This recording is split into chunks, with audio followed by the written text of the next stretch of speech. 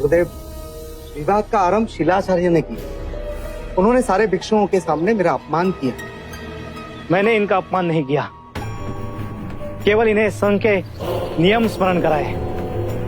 परंतु इस तरह सबके सामने सूत्राचार्य को टोकना। तो क्या करता, आप तो वही गलती दोहरा रहे थे। सूत्राचार्य, यदि आपसे कोई भूल हुई है तो आप क्षमा मांग लीजिए। गुरुदेव, मैंने जानबूझ के कोई भूल नहीं की। ये सारे साक्षी, आप इनसे पूछ सकते हैं कि इन्होंने किस उद्दंडता से मेरे से बात की। गुरुदेव, जब से ये सूत्राचार्य बने हैं, इनमें अहंकार फूट फूट के भरा है। ये मुझसे ईर्ष्या करते, क्योंकि मेरा स्थान इनसे उच्चतम। शिलाचार्य का स्थान सूत्राचार्य के बराबर का होता है। आप दोनों हमारे बड़े हैं, फिर भी आपको इतना ध्यान नहीं कि स्वयं बुद्ध आपके सामने खड़े हैं। जिह्वा तेज धार वाले चाकू के समान है,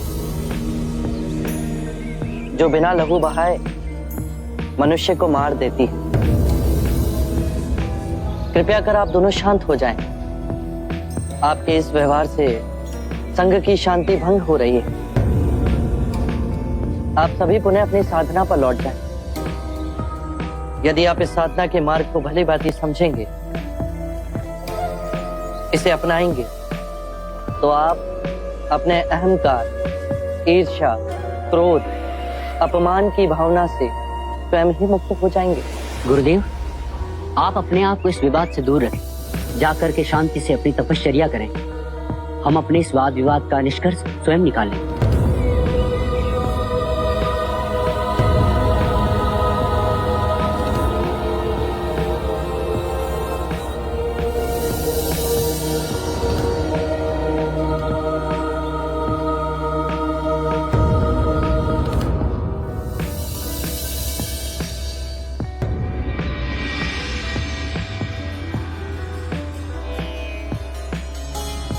धीरे से गाओ, नहीं तो मेरा वल्लभ नींद से जाग जाएगा।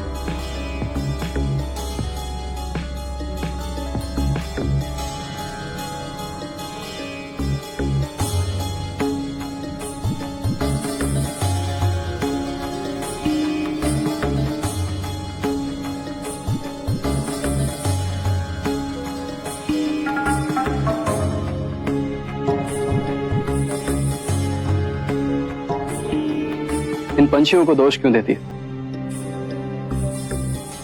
दोष तो तुम्हारी इन पायल का है, जिनकी खनकार ने मुझे जगा दिया। सारा दोष मेरा है। एक और दोष भी है। वहां लेटा जब मैं तुम्हें इनसे बातें करते देख रहा था, तो मेरे मन में ईर्ष्या जागी। अपने मन की बात मैं इनसे कहती हूँ, किंतु मुझे नहीं बताती। पहले ये पंछी अकेला था, दिन भर अकेले बैठता था।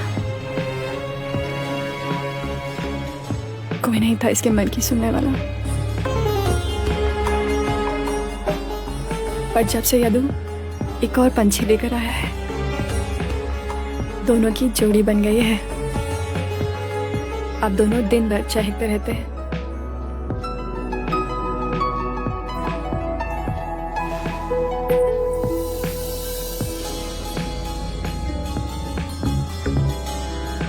बहुत निर्जन कटे तुम्हारे दिन हम।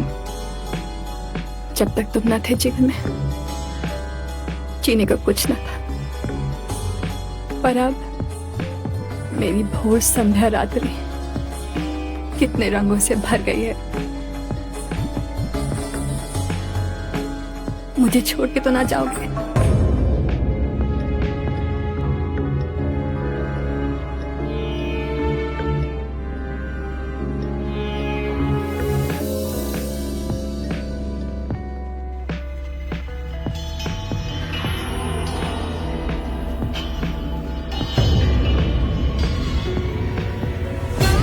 महाराज अजातशत्रु जीवित है, ये समाचार सुन मगध की सेना हर्षोल्लास से जी उठेगी।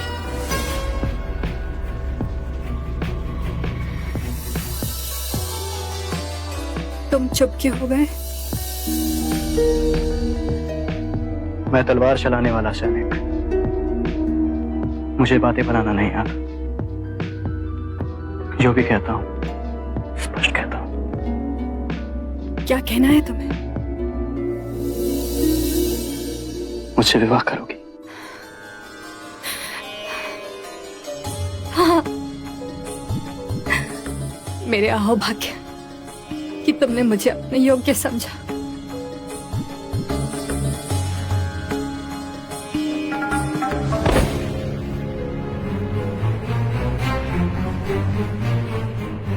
कौन हो तुम और इस तरह अंदर घुसने का हक? मुझसे क्या पूछते हो? इससे पूछो। पहचाना मुझे? तुम भले ही मुझे पहचानने से मना कर दो, लेकिन धरती के जिस कोने में भी तुम रहोगी मैं तुम्हें पहचान लूंगी। शालीनता से बात करें। वैशाली की नगरवधु आम्रपाली ने अपने नाम के साथ साथ अपना व्यवसाय भी बदल दिया।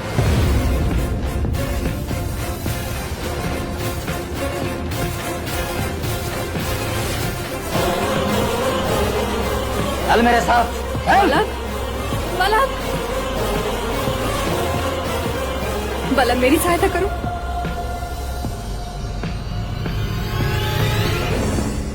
छोड़ो मुझे। बलम, मल्लभ, मल्लभ देवी की रक्षा करो। मेरी सहायता करो। ऐसा नहीं जाएगी तो चल। देवी आम्रपाली अब नगर वधु की तरह नहीं रहती। उनकी रक्षा करो बल्लभ, वो तुमसे प्रेम करती हैं। बलम, बल्लभ, क्या तुम भूल गए जब तुम्हारी मृत्यु निश्चित थी तब देवी ने तुम्हें जीवन दान दिया था। बल्लभ उनकी रक्षा करो। चल यहाँ से। आम्रपाली को छोड़ दो, अन्यथा यहाँ से आज कोई जीवित नहीं जाएगा। मारो से।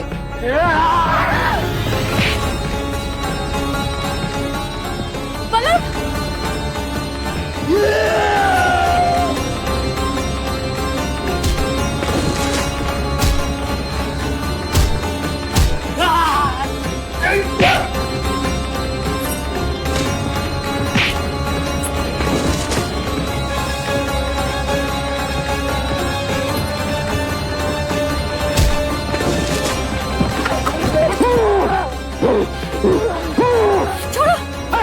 छोड़ दो उसे।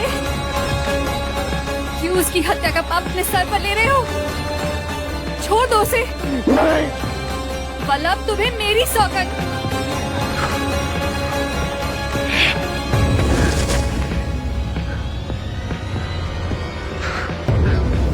फिर कभी दिखाई भी दिए तो प्राण से हाथ धो बैठोगे।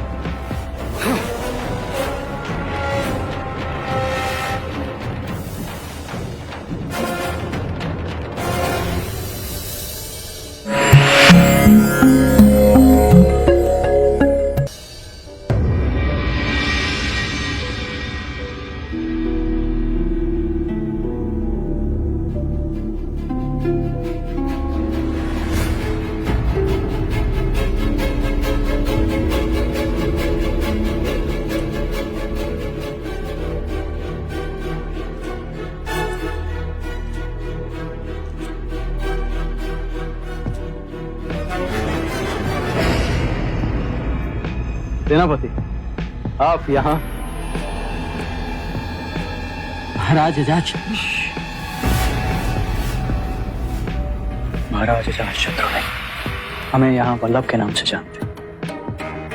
आप चिंता ना करें, हम यहाँ सुरक्षित।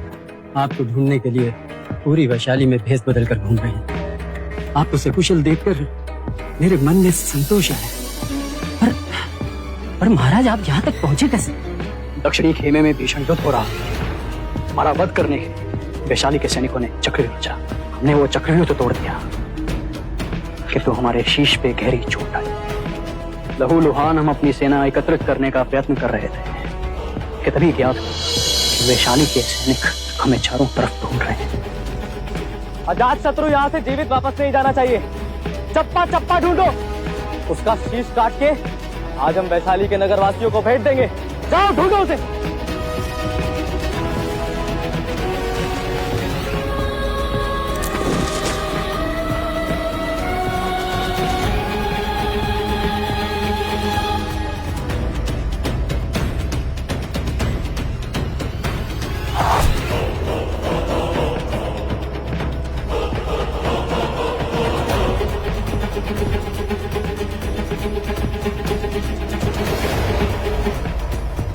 इसी तरह हमने छुपते छुपाते वैशाली की सीमा में प्रवेश किया।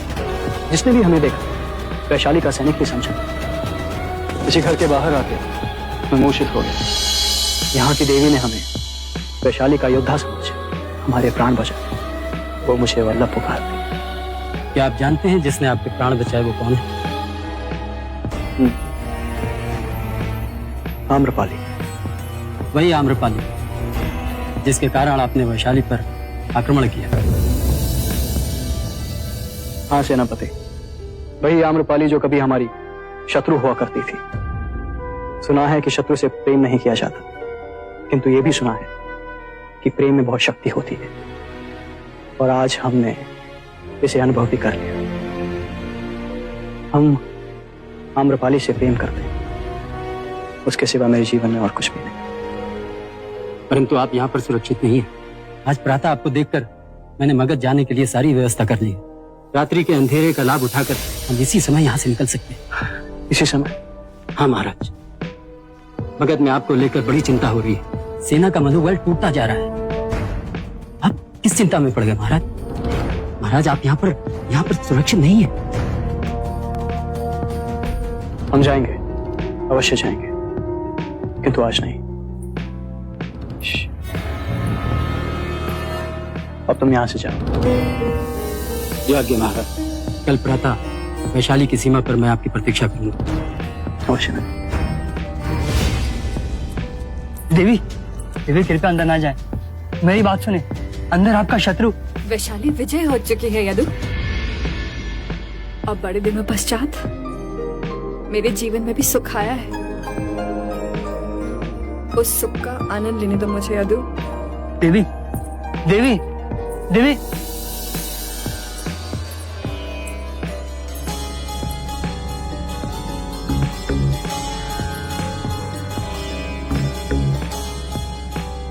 मुझे जाना होगा। कहाँ वल्लभ? मगध की सीमा के पास मेरे खेत हैं। मुझे वहां जाना होगा, किंतु मैं तुरंत ही लौटूंगा। प्रातः काल चले जाना। आज रात्रि मेरे लिए रुक जाना। ठीक है, किंतु आज रात्रि हमारे बीच कोई बात न उठेगी। कैसी बात? जो बीत गया उसे भूल जाओ दीवाने। हमारे पास बस ये क्षण। मैं इन क्षणों के सहारे जी लूंगी।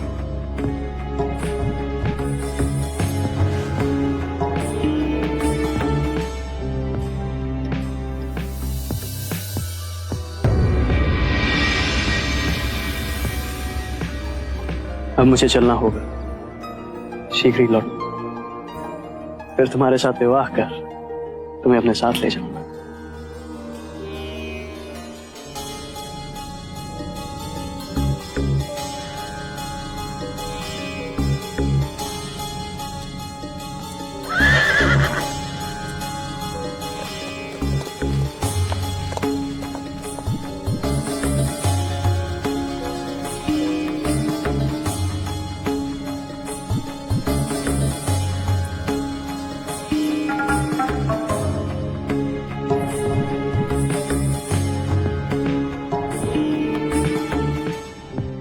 विदा कर दिया आपने वल्लभ को? हाँ यदु, वो मुझसे विवाह करने शीघ्र ही लौटेंगे। विवाह? विवाह करेंगे उससे आप? हाँ यदु, हाँ। मैं अपने जीवन में कई पुरुषों के संपर्क में आई। महाराज बिंबिसार जैसे पुरुष भी मेरे जीवन में आए। उन्होंने मुझे पत्नी का सम्मान भी दिया, पर पत्नी ना बना सकी। मेरा बहुत ध्यान रखा उन्होंने, और चाहते हुए मैं उनसे प्रेम ना कर सकी।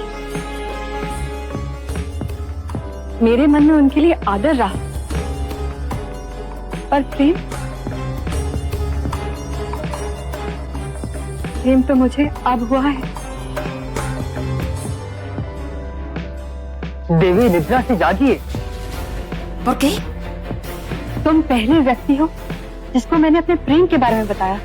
पर आप अपने प्रेमी को नहीं जानती, वो जिसे आप वल्लभ कहती हैं। जानती हैं कौन है वो? कौन? वैशाली का परम शत्रु, आपकी लहू का प्यासा अजात शत्रु है।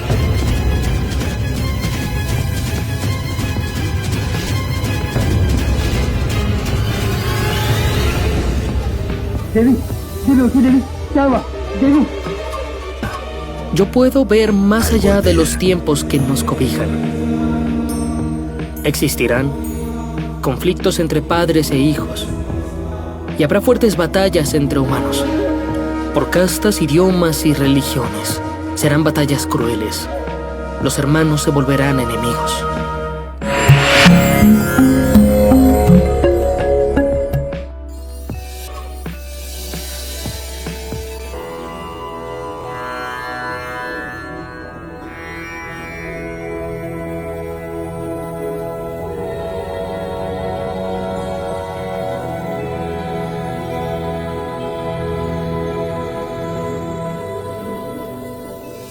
शाक्यमुनि को कौशंबी का आश्रम छोड़े बहुत अधिक समय हो चुका है। न जाने कहाँ होंगे, किस हाल में होंगे। समझता हूं तुम्हारे मन का दर्द आनंद। 2 बार कौशंबी के शैलाचार्य और सूत्राचार्य अपने नेत्रों में अश्रु भर बुद्ध को खोजते हुए आए हैं। बुद्ध जैसी निधि के योग्य ना थे, आपस में प्रेम से रह ना सके और इतने छोटे मनमुटाव को इतना भीषण रूप दे दिया। बुद्ध ने तो स्वयं ही कहा है, चाहे जितने सूत्रों का अध्ययन कर लो, चाहे जितने सूत्र कंठस्थ कर लो, जब तक वो तुम्हारा कर्म नहीं बन सकते तब तक कोई लाभ नहीं होगा, कोई लाभ नहीं होगा। सबको मार्ग का पता है, पर सब मार्ग पर चल नहीं पाते।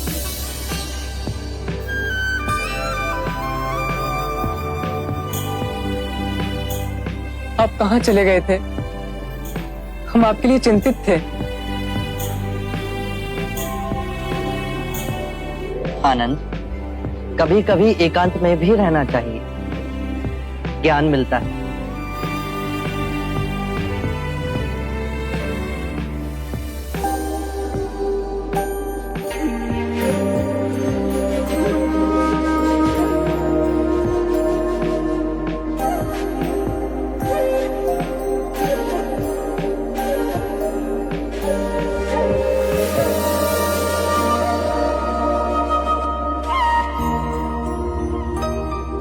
साक्य मुनि, जब फूल खिलता है तो उसकी सुगंध 10 दिशाओं में फैल जाती है। सूत्र आचार्य और शील आचार्य भी आपकी सुगंध पा यहाँ दौड़ दौड़ चले आए, आपसे क्षमा मांगना चाहते हैं। उन दोनों के बीच समाधान हो गया है।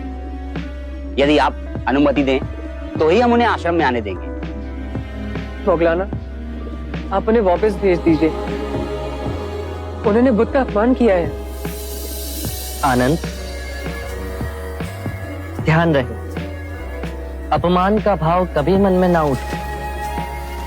शाक्य मुनि, प्रश्न ये नहीं कि उन्होंने आपका अपमान किया, प्रश्न ये है क्या वो धर्म के मार्ग पर चल रहे हैं या नहीं। सही कहा। सरीपुत्र सार की बात समझ गए। यदि किसी के मन में ग्लानि का भाव उठा तो भूल मानना भूल सुधारने के लिए उठाया गया पहला पग। वो विनयशील हो, एक भिक्षु के समान सबके समक्ष क्षमा मांगने के लिए तैयार है। साक्य मुनि, केवल एक कृपा करें, इस छोटे से विवाद ने पूरे संघ में बहुत विष फैला दिया है। बस अब ऐसा दोबारा ना हो। उनका स्वागत करो, उनके भोजन और रहने की व्यवस्था करो। एकांतवास में मैं अनिरुद्ध के साथ 1 माह तक रहा। वो और उसके साथी भिक्षु प्रेम और सद्भाव के उदाहरण हैं। आने वाला समय और भी विकट होगा। मैं काल के बहुत आगे उस समय में देख रहा हूं जहां पिता पुत्र में विरोध होगा, भाई भाई का शत्रु होगा,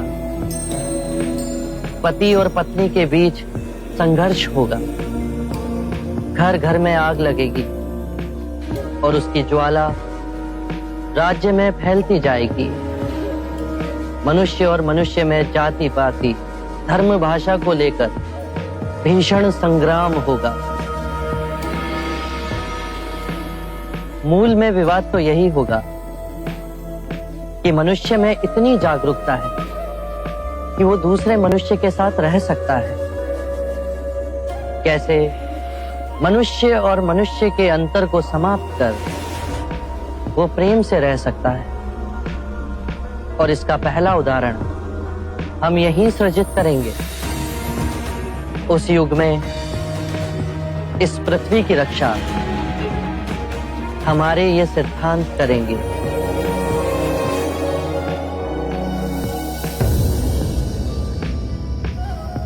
सूत्राचार्य और शीलाचार्य के समाधान की बात सुन मुझे अति प्रसन्नता हुई। सूत्राचार्य ने क्षमा मांग शांति का मार्ग चुना। इससे सबका हित संभव हुआ। अब ऐसा संघ में विवाद ना हो, उसके लिए कुछ नियम बनाए गए हैं। इन नियमों को सप्ताधिकरण संहिता कहेंगे। इन 7 चरणों का ज्ञान आनंद आप सबको देंगे। ये भी ध्यान रहे, संदेह सबसे विकृत रोग है। ये लोगों को बांटता है। ये एक ऐसा विष है जो मैत्री को तोड़ता है। एक ऐसा कांटा है जो सदा चुभता है। और ये भी ना भूलें, हम जो सोचते हैं वही बन जाते हैं।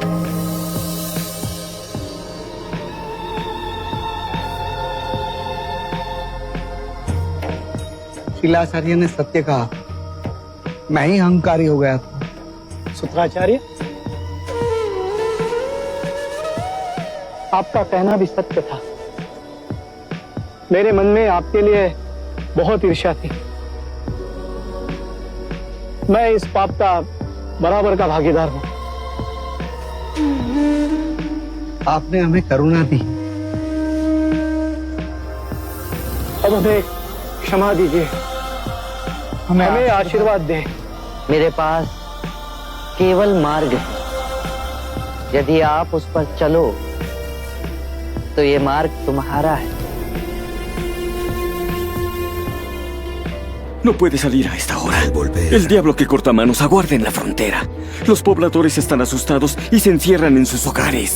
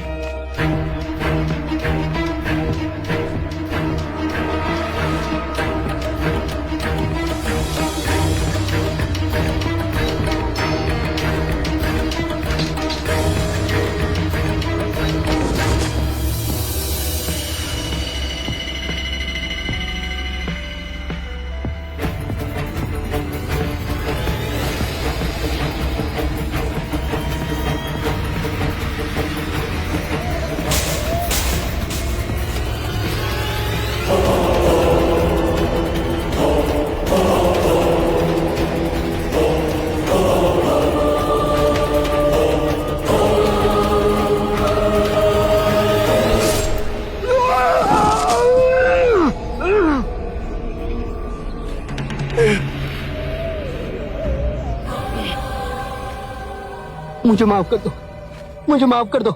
नीचे पड़ी स्वर्ण मुद्राएं ले लो, मेरे गहने ले लो और मुझे माफ कर दो।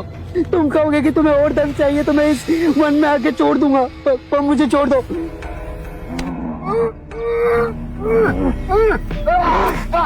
मुझ पे रहम करो, मुझ पे रहम करो, रहम करो मुझ पे। नहीं नहीं,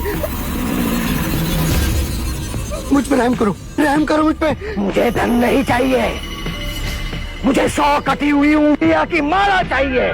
नहीं नहीं, जिस दिन मेरे इस माला में 100 उंगलियां हो जाएगी, उस दिन मुझे सिद्धि प्राप्त होगी। मेरी शक्तियां प्रबल रूप लेगी और पूरी सृष्टि में विकसित होगी। मुझ पे रहम करो।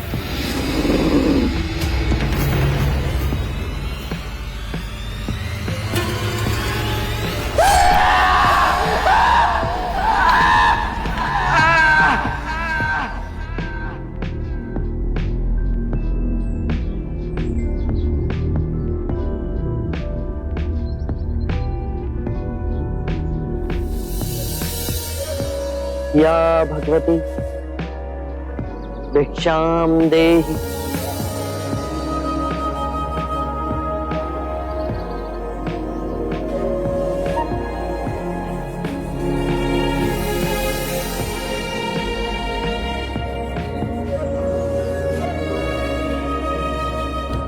या भगवती भिक्षाम देहि।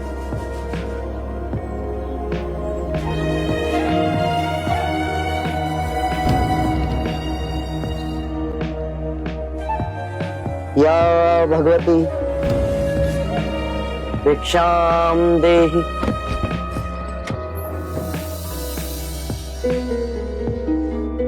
अंदर आइए। शाक्यमुनि, माफ करना, पर आप इस वक्त बाहर नहीं जा सकते।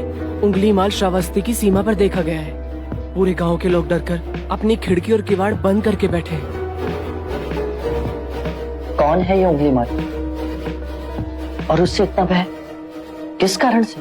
उंगली माल एक राक्षस है।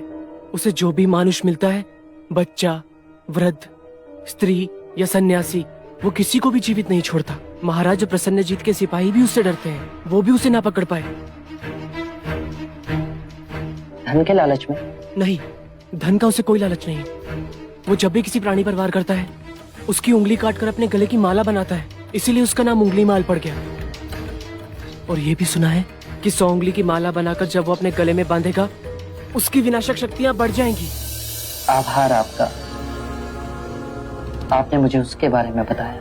मुनि जी, आप बाहर न जाएं, वो आप पर भी वार कर सकता है। भय से अपनी राह छोड़ दूं, ऐसा मैंने कभी नहीं किया। मुझे भिक्षा मांगते देख जन जन के हृदय में अंगुलीमाल का भय कम होगा।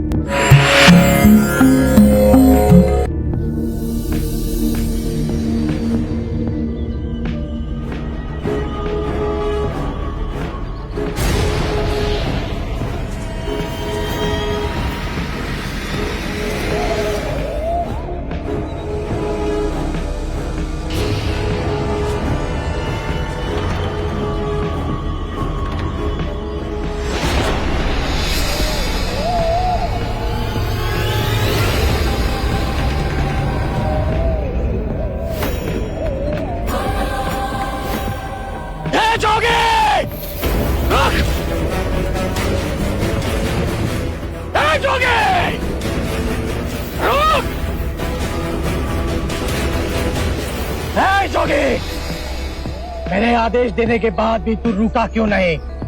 मैं तो बहुत पहले ही रुक चुका हूं, तुम ही नहीं रुके। मुझे मुझसे भय नहीं लग रहा। मैं आदि मानव हूँ। नहीं, तुम मानव। जोगी, तूने कहा कि तू कब का रुक चुका है, पर तू तो चल ही रहा था। और तूने ये क्यों कहा कि मैं नहीं रुका? मैं बहुत पहले ही रुक गया। ऐसे सारे बुरे कृत्य छोड़ दिए जिससे किसी भी प्राणी को दुख या कष्ट पहुंचे। मैंने जीवन की सुरक्षा करना सीखा। सब जीना चाहते हैं, बस तुम उन्हें करुणा से देखो तो। मैं सबकी हत्या करूंगा। मानव में न प्रेम है न करुणा है, सिर्फ छल और कपट है। तुम्हें लोगों ने बहुत दुख दिया है उंगलीमाल। क्रूरता व्यक्ति अज्ञान के कारण ही करता है। घृणा, द्वेष, ईर्ष्या, मोह, माया, ये सब अज्ञान की ही संतान है। और वो व्यक्ति ही है जिसमें दया, करुणा, सद्भाव और समझ का उदय भी होता है। अंगुलीमाल, यदि इस जीवन में क्रूर और निष्ठुर लोग हैं तो दयावान भी है। बस अपनी आंखों से ये अंधेपन का पर्दा हटा के देखो। तुम और व्यक्ति जैसे नहीं हो। मैं हर व्यक्ति जैसा ही हूँ, बस जागृत हो ये सिद्ध कर रहा हूँ कि हर व्यक्ति में जागने की क्षमता है। मेरा मार्ग क्रूरता को निर्मलता में परिवर्तित करता है। तुम घृणा के पथ पर बस इस क्षण रुक जाओ। तुम भी दया और करुणा के पथ पे चल सकते हो अंगुलीमाल। तुम वही हो जिन्हें लोग बुद्धा कहते हैं, जो लोगों को मुक्ति के मार्ग पर चलना सिखाता। मैं बहुत दूर निकल चुका हूं। मैंने बहुत हत्याएं की है। अब मेरे लिए रुकना असंभव है। असंभव कुछ नहीं, जब आंखें खुले तभी सवेरा। मैं पुनः जीवन की ओर नहीं मुड़ सकता। बहुत देर हो चुकी। तुम में इतनी चेतना है कि जो तुमने किया था वो बुरा था। इसका अर्थ है कि तुम में इतनी समझ है कि क्या बुरा है और क्या अच्छा है। अंगुलीमाल, जिस दिन से तुमने अच्छा कार्य शुरू किया उस दिन से तुम्हारा नया जीवन शुरू हो जाएगा। मैं कितने भी अच्छे कार्य करूं, लोग मुझे उसी दृष्टिकोण से देखेंगे और मुझे चैन से जीने नहीं देंगे। यदि तुमने हिंसा का मार्ग छोड़ा तो मैं तुम्हें मार्ग दिखलाऊंगा। तुम्हारा संरक्षण करूंगा। तुम्हें लोगों की घृणा से बचाऊंगा। बस पहला पग तुम्हें ही उठाना है। ये हो सकता है? अवश्य हो सकता है। तुम में असामान्य बुद्धि है अंगुलीमाल। तुम आत्मज्ञान के पथ पे बहुत आगे जाओगे।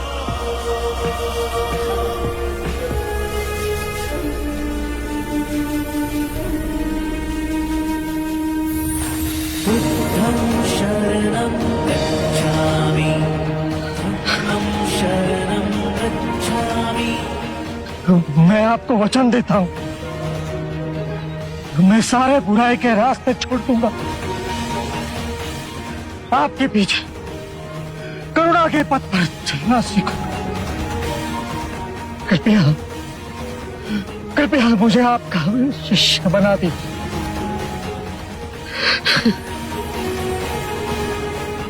मैं शिष्य नहीं बनाता, व्यक्ति स्वयं संग से जुड़ता है।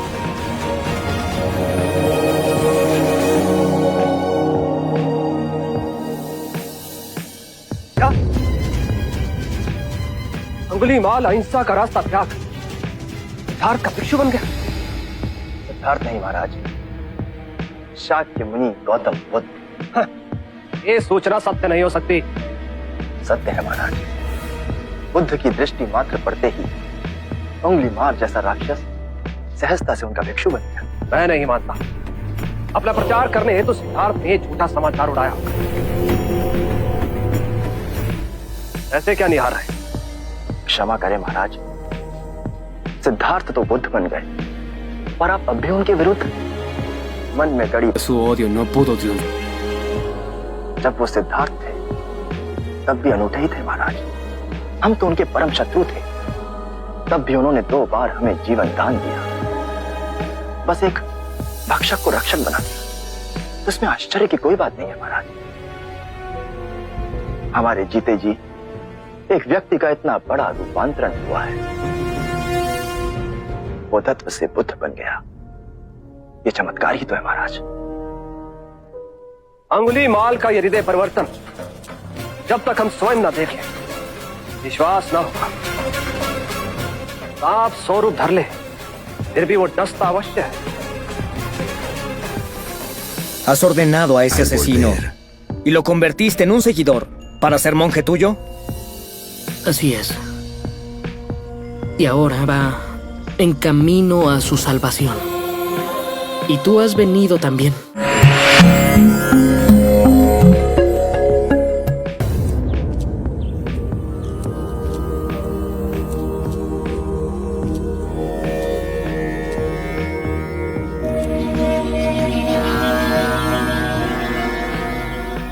बांदुल, इतनी अधिक शांति की अनुभूति मुझे जैतवन में पहले कभी नहीं।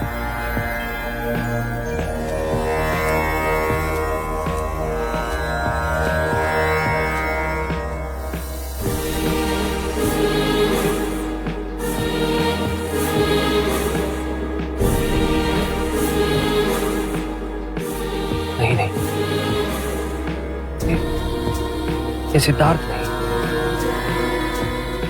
ये तो कोई देवता है। जिस प्रकार एक सर्प अपनी पुरानी केंचुली को छोड़ नई केंचुली धारण करता है, उसी प्रकार मनुष्य को भी अपने पुराने रूप को कई बार छोड़ नया रूप धारण करना पड़ता है।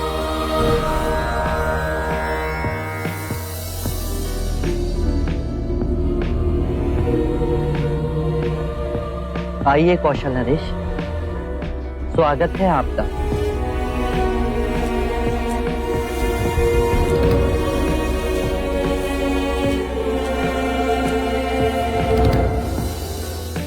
हम आपसे एक बात की पुष्टि करने आए। क्या आपने उस नरसंहारी राक्षस अंगुलीमाल को दीक्षा दे अपना भिक्षु बना लिया? हाँ, और अब वो मुक्ति के मार्ग पर चल पड़ा है। आप उचित समय पर आए हैं। और अंगुलीमाल?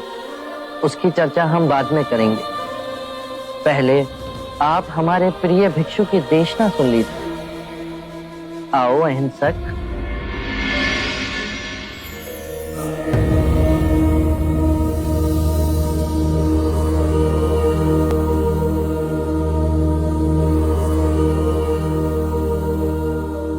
बुद्ध कहते हैं, जो हम सोचते हैं वही परिणाम बनते हैं। अच्छे विचार अच्छे परिणामों को जन्म देते हैं, बुरे विचार बुरे परिणामों को। यही प्रकृति का नियम है। व्यक्ति का सबसे बड़ा शत्रु उसका अपना मन है, जो जिधर चाहे जो चाहे उस व्यक्ति से अनुचित कार्य करवा सकता है। इतनी गूढ़ बातें कितने साधारण प्रकार से बताई आपके इस भिक्षु ने। कौशल नरेश, ये भिक्षु अहिंसक है। दीक्षा से पूर्व लोग इन्हें ही अंगुलीमाल कहते थे।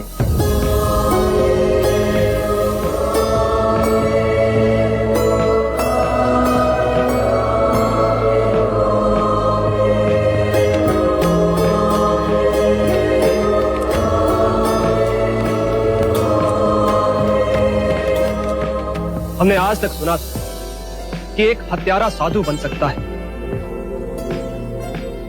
पर आज अपनी आंखों से देख हमारा रोम रोम सिहर उठा। अंगुलीमाल, हम तुम्हें जीवन दान और स्वतंत्रता देते हैं। महाराज, आप दयालु हैं। नहीं, दया और करुणा की मूर्ति तो स्वयं शाक्य मुनि गौतम बुद्ध। मानवता के इतिहास में अपराधियों को दंड दे उन्हें सुधारने का प्रयत्न तो किया गया, पर अपराधी के हृदय में ये क्रांति केवल गौतम बुद्ध ही ला सकते। आरंभ हो गई निर्वाण प्रथा, सुनो सुनो ये बुद्ध कथा। व्यक्ति का मन ही उसका सबसे बड़ा शत्रु है, जो उससे अनुचित कार्य करवाता है। हम जो सोचते हैं उसका ही परिणाम बनते हैं। अच्छा विचार अच्छा परिणाम देता है, बुरा विचार बुरा परिणाम। ये प्रकृति का अटल नियम है।